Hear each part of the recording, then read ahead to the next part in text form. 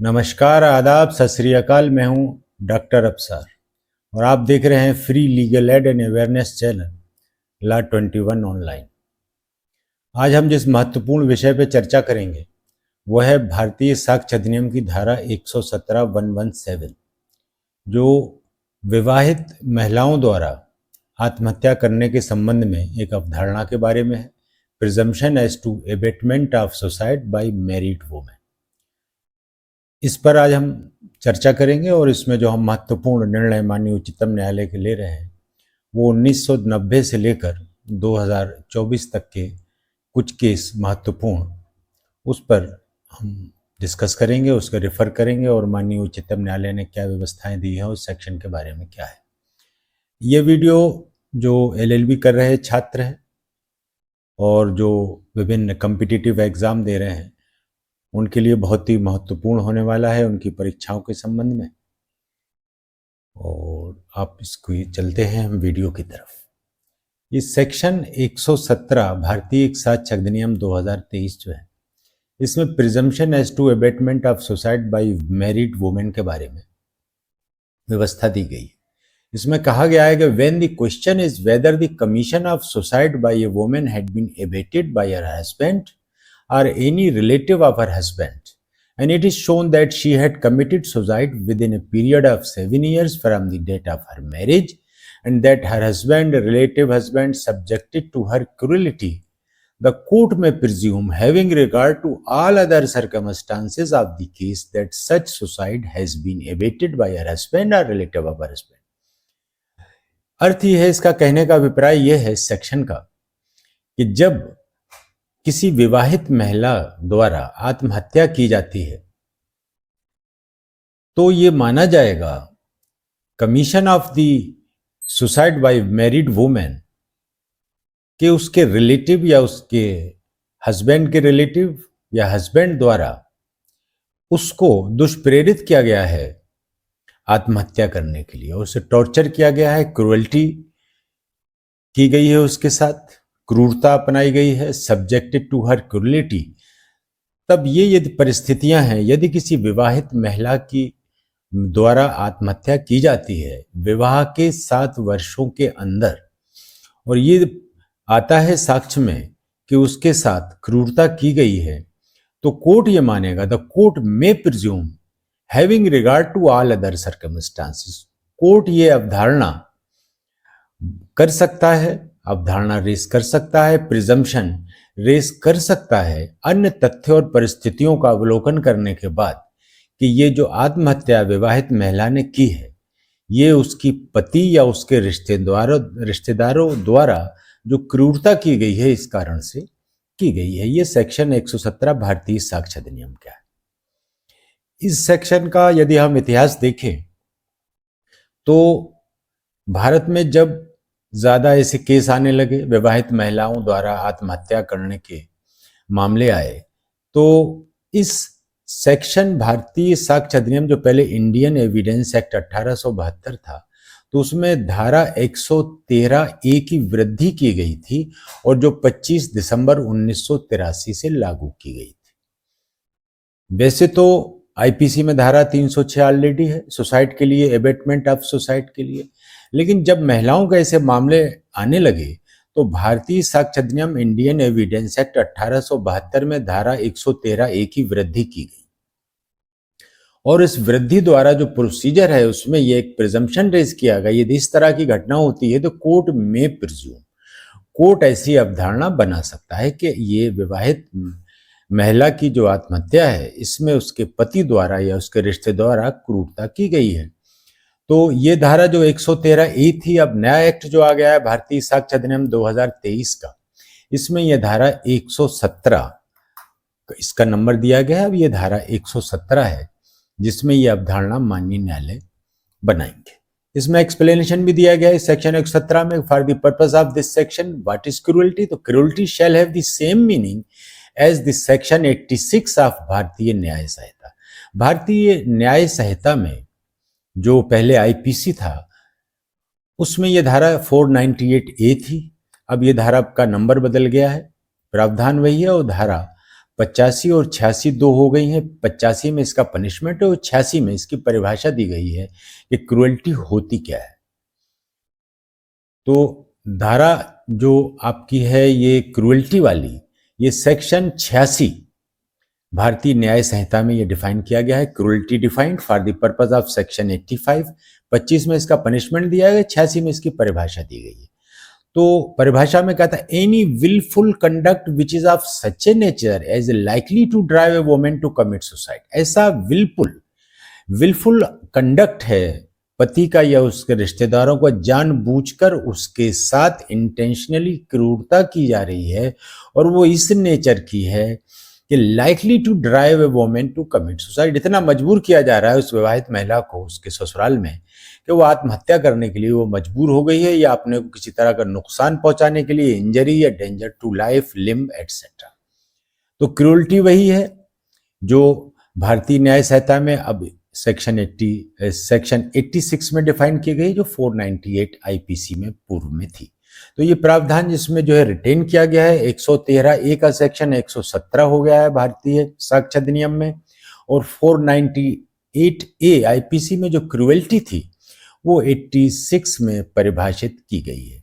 तो एक तरह का ये प्रिजम्पशन है, यदि ये दिखाया जाता है अभियोजन द्वारा माननीय न्यायालय कि एक विवाहित महिला ने अपने विवाह के 7 वर्षों के अंदर पति या उसके रिश्तेदारों द्वारा क्रूरता किए जाने के उपरांत आत्महत्या की है, और माननीय न्यायालय अन्य परिस्थितियों को भी देखेंगे considering the all other circumstances of the case, जो सेक्शन 117 कहता है।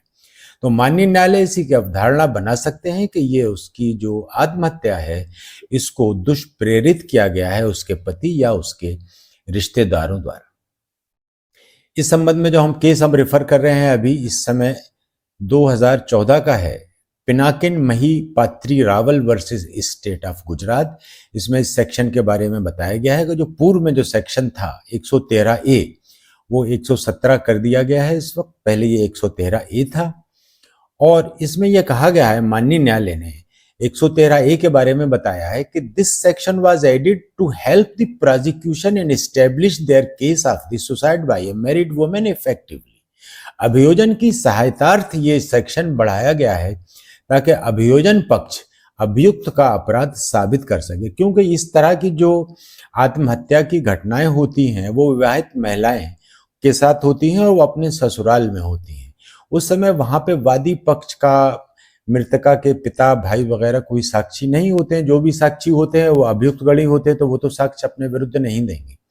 तो इस को एक प्रिजम्पशन क्रिएट किया गया इस सेक्शन में 113 में, सबसे पहले 1983 में, जो इस भारतीय साक्ष्य अधिनियम 2023 में रिटेन किया गया है, और यह अभियोजन की सहायता के लिए किया गया है। The provision of this section has been written now in section 117 Bharatiya साक्ष्य अधिनियम।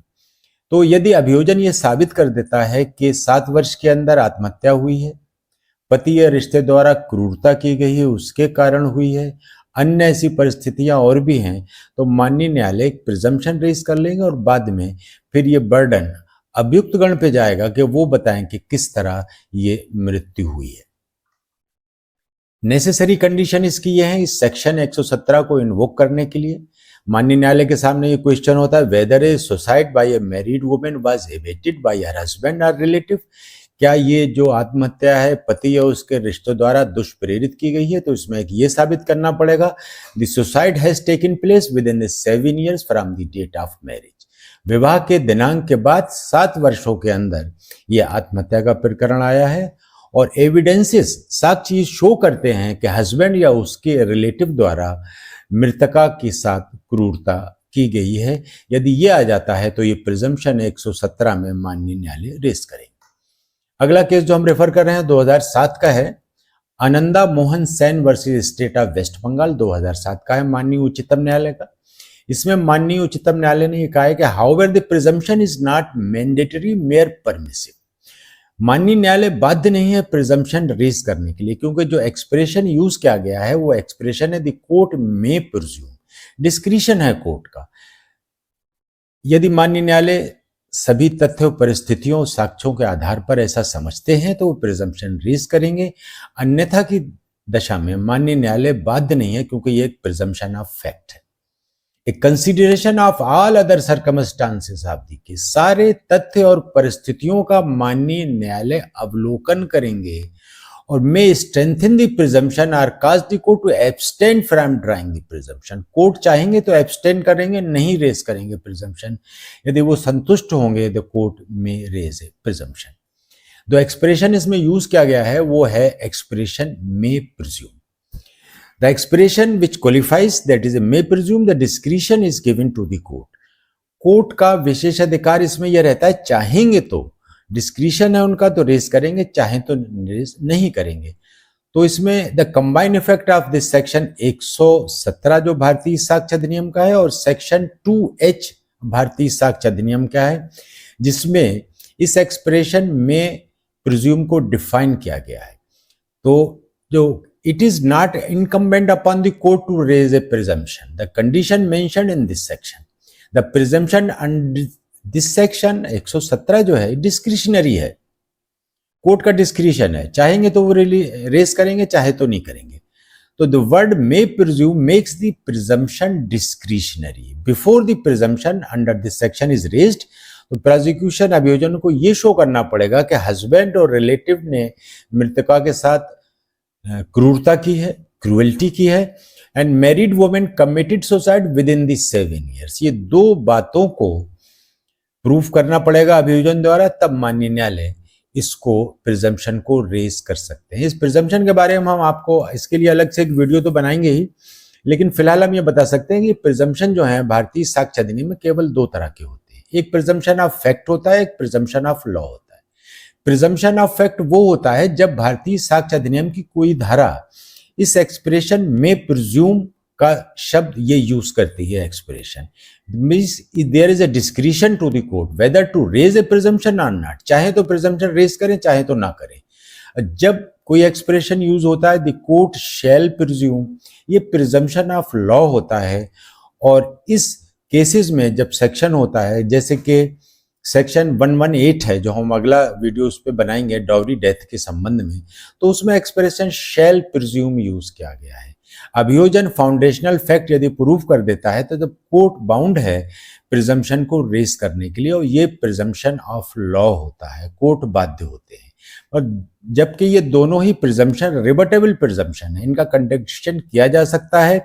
इस प्रिजम्पशन के विरुद्ध अभियुक्त गण द्वारा साक्ष्य दिया भी जा सकता है, ये कंक्लूसिव प्रूफ नहीं होता है। दूसरे टाइप का जो प्रिजम्पशन ऑफ लॉ ही होता है उसकी वैरायटी कंक्लूसिव प्रूफ होता है, वो इररिबटेबल प्रिजम्पशन ऑफ लॉ होता है, उसको रिबट करने के लिए साक्ष्य नहीं दिया जा सकता। तो मोटे तौर पे दो तरह के प्रिजम्पशन होते हैं, मे presume and shall presume. May presume में कोर्ट का डिस्क्रिशन होता है, साक्ष्य दिया जा सकता है। शैल प्रिज्यूम जब यूज वर्ड होता है किसी सेक्शन द्वारा, ये प्रिजम्पशन ऑफ लॉ होता है और ये रिबटेबल होता है। लेकिन शैल प्रिज्यूम की दूसरी वैरायटी कंक्लूसिव प्रूव होता है, उसको रिबट करने के लिए कोई साक्ष्य नहीं दिया जा सकता है। अगला जो हम डिस्कस कर रहे हैं पॉइंट वो है presumption as to abetment of suicide by married women wouldn't apply automatically. स्वतः ही ये अप्लाई नहीं हो जाएगा।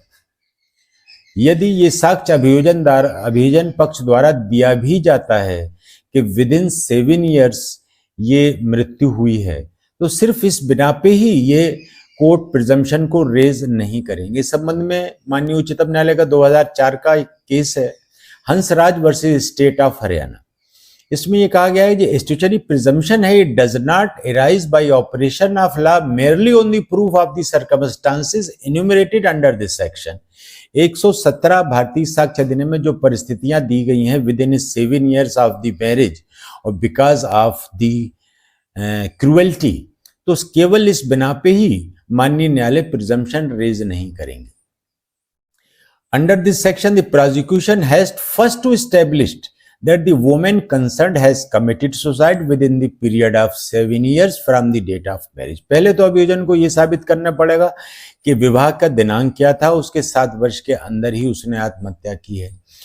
Even if these facts are established, the court is not bound to raise the presumption. यदि ये तथ्य साबित भी हो जा सकते हैं, फिर भी माननीय न्यायालय अन्य तथ्य और परिस्थितियों का भी विचारण करेंगे, उस पर भी विचार करेंगे, उसके बाद ही वो प्रिजम्पशन को रेज करेंगे। ये सेक्शन जो है डिस्क्रिशन कोर्ट को देता है, चाहे तो वो प्रिजम्पशन को रेज करें चाहे ना करें। अगला केस जो मैं यहाँ रेफर कर रहा हूँ ये 2024 का है, माननीय उच्चतम न्यायालय का Naresh Kumar versus state of Haryana. इसमें माननीय उच्चतम न्यायालय ये कहते हैं कि presumption would not be automatically applied on the mayor fact that the disease has committed the suicide within 7 years। ये ऑटोमेटिकली इराइज नहीं हो जाएगा, ना अप्लाई हो जाएगा विवाह के 7 वर्ष के अंदर आत्महत्या हुई है। The legislative mandate is that where a woman is committed suicide within the 7 years, the presumption under this section may be raised, किया जा सकता है। Having regard to all other circumstances of the case, सिर्फ इस बात पर ही raise नहीं किया जाएगा बल्कि अन्य तथ्य परिस्थितियों का भी माननीय न्यायालय अवलोकन करेंगे कि ये जो क्रूरता के कारण ही उसने आत्महत्या की है और ये जो क्रूरता है उसके पति या उसके रिश्ते द्वारा की गई है। ये बातें भी माननीय न्यायालय में अभियोजन पक्ष को साबित करनी पड़ेंगी। अगला केस 2023 का है, काशी भाई स्टेट ऑफ कर्नाटका का, जो हम डिस्कस कर रहे हैं। इसमें माननीय न्यायालय ये कहते हैं कि यद्यपि ये सत्य है कि जो सेक्शन 117 है, the question arises weather the commission of the suicide by a married woman bye her husband and relative, उसने जो क्रूरता की थी उसके कारण हुआ है। लेकिन यदि शो कर दिया जाता है कि सुसाइड हो गया है within 7 years of the marriage and husband subjected to her cruelty, then after that the court can presume having regard to all other circumstances. जो सेक्शन यूज करता है expression having regard to all other circumstances, तो इसका मतलब ये पहले तो ये 2 तथ्य साबित करने पड़ेंगे, क्रूरता के कारण आत्महत्या हुई, विद इन 7 years हुई है, और however mere fact the commission of suicide by itself would not be sufficient to court to raise the presumption। सिर्फ इस बात पे कि 7 साल के अंदर आत्महत्या हुई, सिर्फ इस बिना पे ये प्रिजम्पशन रेज नहीं किया जा सकता। माननीय न्यायालय अन्य तथ्य और परिस्थितियों का भी अवलोकन करने के बाद ही इस प्रिजम्पशन को रेज करेंगे। अगला केस है यहाँ पर वेला दुराई स्टेट इंस्पेक्टर ऑफ पुलिस 2021 का। इसमें तथ्य ऐसे थे कि माननीय न्यायालय ने कहा कि mayor quarrel on the day of occurrence does not attract the offense of abatement of suicide under section 108 of BNS। सिर्फ झगड़ा पति पत्नी में हुआ on the day of occurrence, सिर्फ यही सफिशिएंट नहीं है कि पति ने उसको आत्महत्या करने के लिए दुष्प्रेरित किया। Where the marriage of the accused with his deceased wife took place 25 years ago, 25 वर्ष पहले विवाह हुआ था, तो यहाँ 7 year का रेस्ट्रिक्शन है। इस वजह से ये नहीं माना जा सकता कि क्रूरता के कारण उसने आत्महत्या कर ली है। वैसे तो एबेटमेंट के लिए ऐसा कोई नहीं है, ये मैरिड वुमेन के लिए केवल 7 year का प्रोविजन किया गया है। किसी अन्य बारे में जैसे क्या होता है, जैसे कि विवाह के 7 वर्ष के अंदर दहेज के कारण हत्या हो गई है, तो यदि वो 7 वर्ष के अंदर होता तभी वो दहेज हत्या मानी जाएगी। यदि 7 वर्ष से अधिक हो गए तो सिंपल वो हत्या का ही मामला होता है। ठीक इसी तरह यदि पति पत्नी का मामला भी है लेकिन विवाह के 7 वर्ष से अधिक हो गए हैं, इस केस में बेला दुराई केस में 25 वर्ष हो गए थे, तो 117 का प्रिजम्पशन तो रेज नहीं किया जा सकता क्योंकि उसमें 7 वर्ष का बंधन होता है। तो वैसे भी दुष्प्रेरित नहीं किया है एक जनरल कैटेगरी में, तो माननीय उच्चतम न्यायालय इसमें आगे कहते हैं कि it is now well settled that in order to convict a person under section this abatement of suicide 108 of BNS there has to be clear mens rea to commit the offense। एक mens rea होना चाहिए clear, एक intention होना चाहिए। mere harassment is not sufficient to hold an accused guilty of abating the commission of suicide। एक intention होना चाहिए अभियुक्त का कि वो जानबूझकर मृतक को या मृतका को दुष्प्रेरित कर रहा है कि वो आत्महत्या कर ले। केवल हैरेसमेंट है तो ये सफिशिएंट नहीं है कि ये माना जाए कि उसने आत्महत्या के लिए उसे दुष्प्रेरित किया है या उकसाया है। इसमें फर्दर माननीय उच्चतम न्यायालय कहते हैं the court should be extremely careful in assessing the evidence under section 117 for finding out the क्रूरलिटी was meted out. माननीय न्यायालय को भी बहुत ही कॉशियस रहना पड़ेगा और एसेस करना पड़ेगा जो भी साक्ष्य उपलब्ध कराए गए हैं अभियोजन पक्ष के द्वारा, और अभियुक्त पक्ष के द्वारा भी जो साक्ष्य दिया है उसके बेस पे।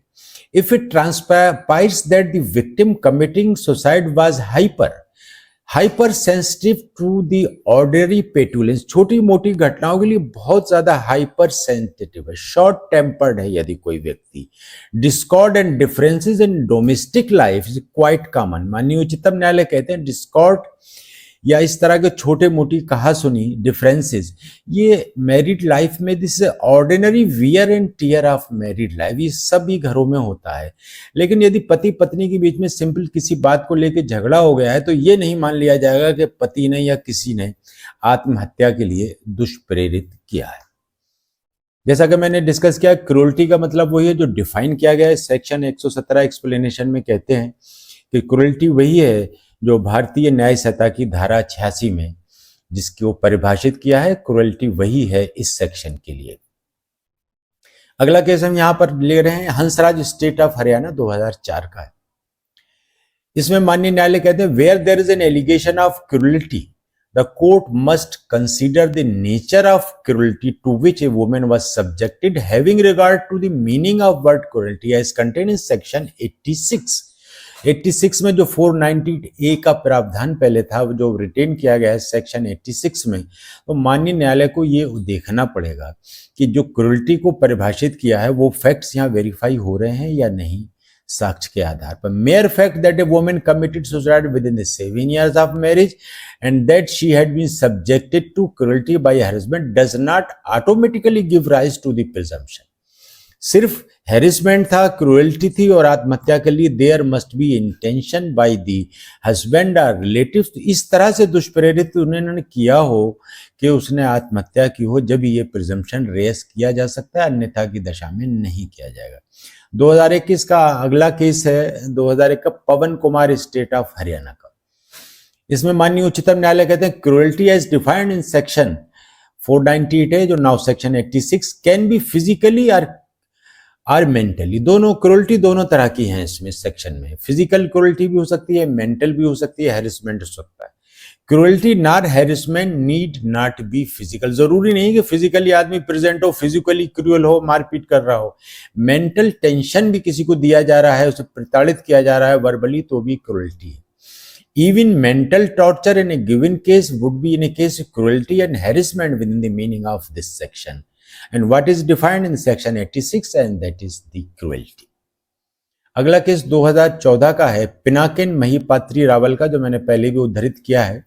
इसमें माननीय न्यायालय आगे कहते हैं कि where the husband has developed some intimacy with another woman during his subsistence of his first valid marriage and failed to discharge his marital obligation would not amount to cruelty.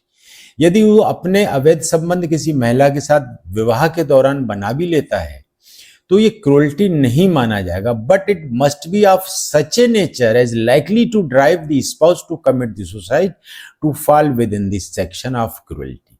Cruelty के लिए जरूरी है कि इस तरह से वो उस पर असर हुआ हो कि इस तरह से दुष्प्रेरित पति ने किया हो जानबूझकर कि वो आत्महत्या करने के लिए उसे मजबूर कर दिया गया हो। Cruelty what ever is defined in section 86, तभी ये सेक्शन 117 को इन्वोक किया जा सकता है और माननीय न्यायालय प्रिजम्पशन को इन्वोक करेंगे।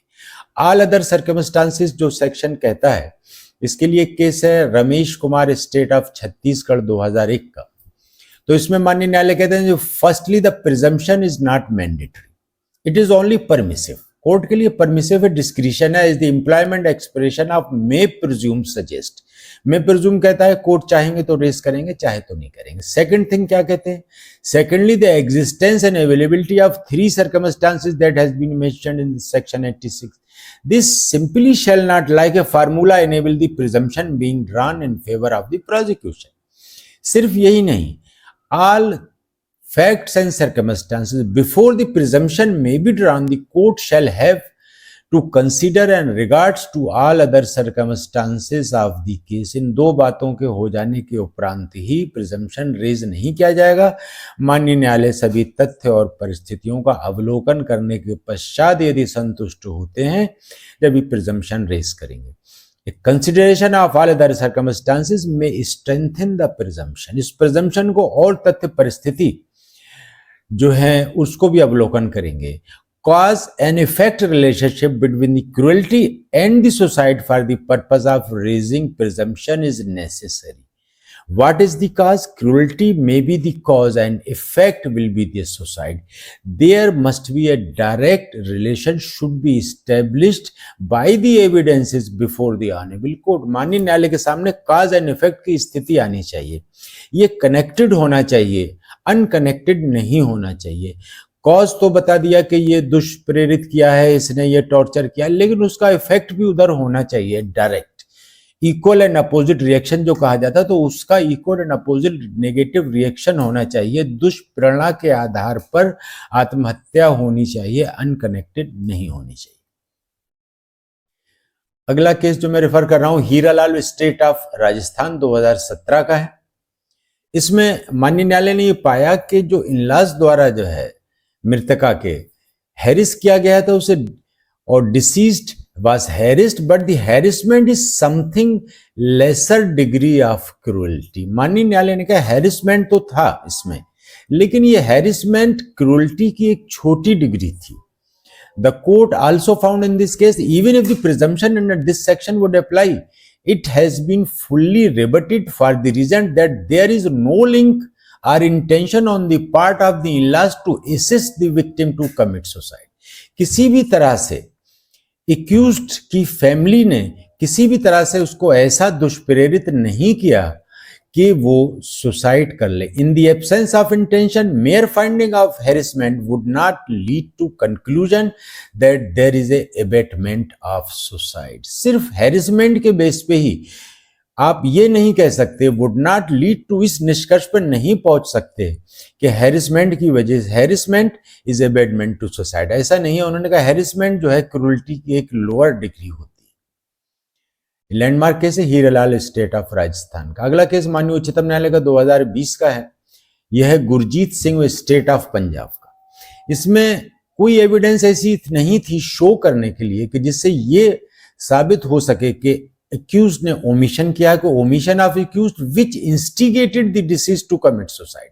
ऐसा माननीय न्यायालय के समक्ष कोई भी साक्ष्य नहीं आया जिससे यह मान लिया जाए कि अभियुक्तगण ने उसे दुष्प्रेरित किया है। सुप्रीम कोर्ट माननीय न्यायालय आगे कहते हैं कि दो the prosecution was successful in proving the cruelty, अभियोजन पक्ष सफल रहा क्रूरता को साबित करने के लिए, but the prosecution has failed to prove that the cruelty was such a nature which left no choice to the deceased than commit to suicide. Cruelty तो साबित हो गई, लेकिन क्रूएल्टी इस लेवल की नहीं थी कि deceased had no option but to commit suicide. उस पर कोई ऑप्शन ही नहीं था कि वो आत्महत्या कर ले। ऐसी क्रूएल्टी अभियोजन साबित नहीं कर पाया। हैरेसमेंट साबित कर दिया, थोड़ी सी क्रूएल्टी आ गई, लेकिन वो इस लेवल की नहीं थी कि मृतका सिर्फ उस क्रूएल्टी के कारण आत्महत्या कर ले। अगला जो केस था माननीय उच्चतम न्यायालय का, यह है गुमान सिंह स्टेट ऑफ गुजरात। इसमें माननीय उच्चतम न्यायालय ने जो अभी मैंने केस डिस्कस किया Gurjeet Singh versus state of Punjab को रेफर किया है और उन्होंने डिफरेंशिएट भी किया है।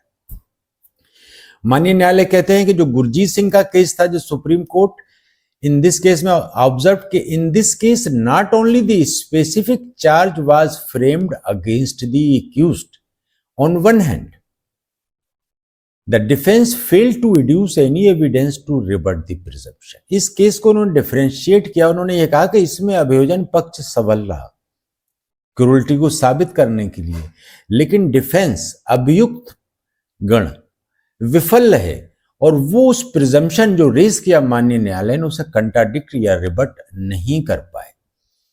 Prosecution was successful in establishing the evidence that the deceased has left no other choice but to commit suicide.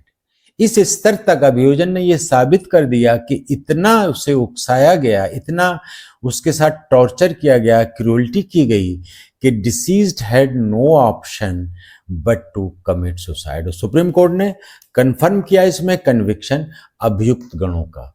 तो ये गुरजीत सिंह स्टेट ऑफ पंजाब और गुमान सिंह स्टेट ऑफ गुजरात दो लैंडमार्क केस है। इन दोनों में डिफरेंशिएशन भी है, कहाँ अभियोजन पक्ष सफल रहा और कहाँ अभियोजन पक्ष असफल रहा। और इसमें जो है गुमान सिंह में अभियुक्त गण डिफेंस जो प्रिजम्पशन रेज किया गया उसको रिबट नहीं कर पाए।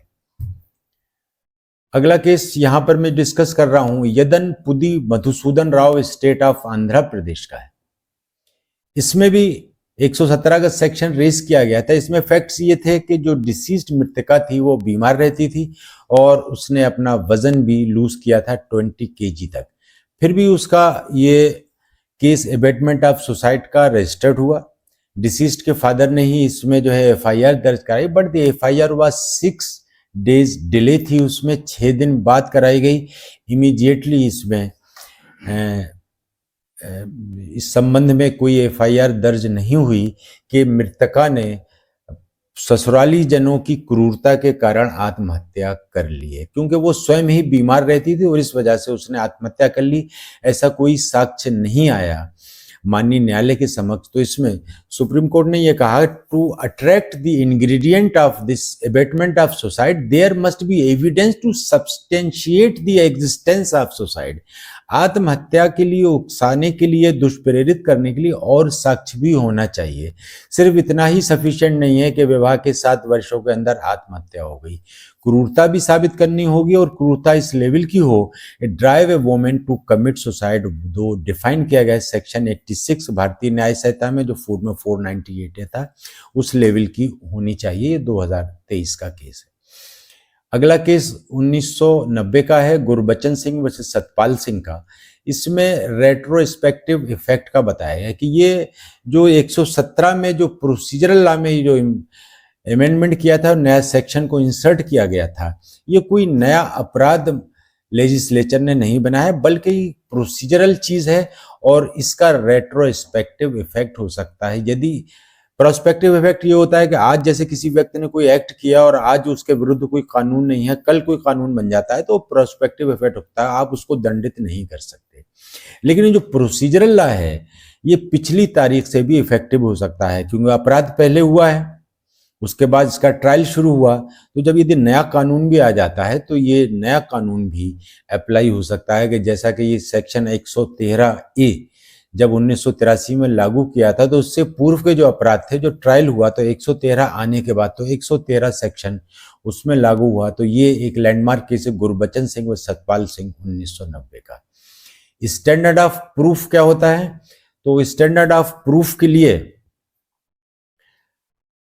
जैसा कि अभियोजन पक्ष की जिम्मेदारी है, तो ये कहा गया है किसी भी तरह से ये सेक्शन 117 बर्डन को शिफ्ट अभियुक्त पर नहीं कर सकता। फाउंडेशनल फैक्ट जिस तरह के प्रिजम्पशंस की सेक्शंस में होते हैं, तो फाउंडेशनल फैक्ट्स की जिम्मेदारी अभियोजन पक्ष की ही सदैव रहती है। जब वो साबित कर सकते हैं, जब ऐसी कोई स्थिति आती है कि जैसी आत्महत्या कर ली है विवाहित महिला ने, तब वो बर्डन उस पर शिफ्ट होता है। अदरवाइज जो स्टैंडर्ड ऑफ प्रूफ है वो अभियोजन पक्ष पे ही हमेशा रहता है, और बाद में यदि प्रिजम्पशन माननीय न्यायालय रेज करते हैं तो अभियुक्त गण की ये जिम्मेदारी होती है कि उन्हें तथ्य परिस्थितियों के बारे में माननीय न्यायालय को अवगत कराएं। यदि कोई डिफेंस उन्हें लेना होता है तो वो डिफेंस भी ले सकते हैं और डिफेंस की एविडेंस भी दे सकते हैं। तो इस स्टैंडर्ड ऑफ प्रूफ के बारे में जो केस लैंडमार्क है वो state of waste Bengal versus Orilal Jaiswal का 1994 का है।